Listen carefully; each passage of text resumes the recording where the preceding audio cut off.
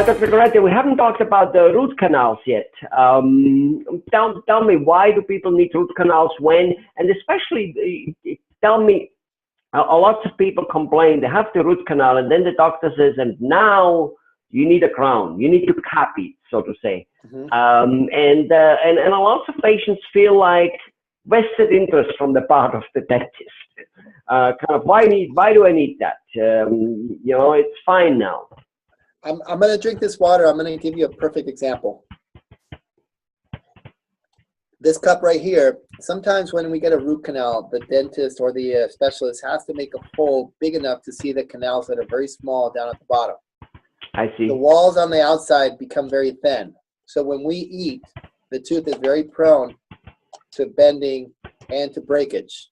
I always like to explain it in a very simple way, because a lot of people feel that, okay, I get a root canal, but what do you mean I need a crown? I mean, why would I need a crown? And the truth of the matter is most people need a root canal because bacteria have invaded the tooth, have infected their nerve, have infected the blood vessels, and that infection needs to get removed. The nerve has to be amputated or removed in order to relieve that pain or that discomfort. I would say a lot of cases, a lot of people have fillings that have been there for a very, very long time. The tooth hasn't broken. And I always explain to people, I really hate to remove this very old filling because your cavity is so deep. And I show them where the nerve is, where the filling ends, and there's very little amount of space because of the bacteria have been eating the tooth underneath there, and they end up needing a root canal. So I always like to make sure that people understand that if we're going to touch a tooth, there is a high likelihood that the root of the tooth is going to, to become sensitive because the bacteria have already infected the tooth. Now, a root canal is really one of the last resorts in order to save that tooth. If that infection is not addressed early enough, you are in the process of losing a tooth. And sometimes that infection or those bacteria that are very aggressive do not stay in that area. They will move to other areas, so they will infect otherwise healthy teeth. So anytime I have... And they will move into the bloodstream and affect the whole body, just like gum disease. Yes, and actually, those are quicker results as far as the bad stuff that happens because there's a larger concentration of bacteria that is going directly into our bloodstream.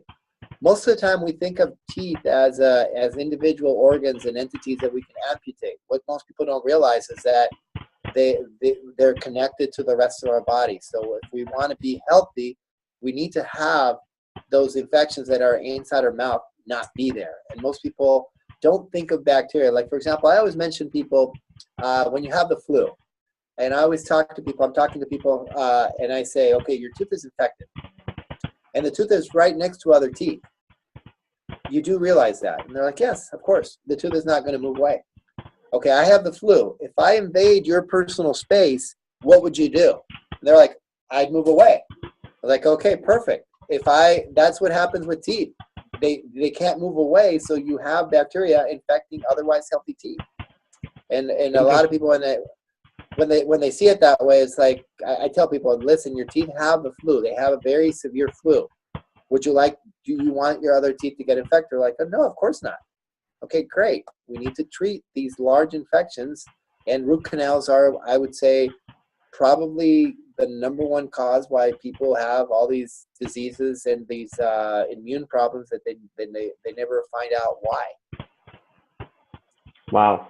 Well, I've never heard anybody explaining it like, the flu thing of like, you stay away from people with the flu. It's kind of forgiven. You learn that as a child, and but the teeth, they don't have that option. They can't do it. We see this porcelain, we see this enamel, we see this tooth being so strong, right? And we think nothing goes through.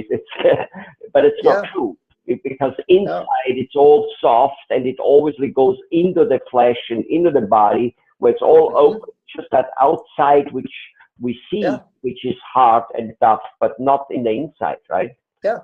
Yes, exactly. And that's the part that a lot of people take for granted. I mean, they say, okay, it doesn't hurt. And then they see it on an x-ray, they see it on a CT scan. And until they see it in pictures, until they see it physically there, they're like, oh, wow. And then they start seeing, with the technology of, for example, 3D combing, they see these infections, these round things around the end of the root. They're like, that shouldn't be there. That's not on my other tooth. That's not on my other tooth. It's like, yes, these bacteria, they're not going to stay there. You do understand that. Yeah. And they're like, oh, yeah. And anytime I bring it down to the fact that it's bacteria, most people don't realize that every single problem that they have in their mouth is either by use or caused by bacteria, one of the two.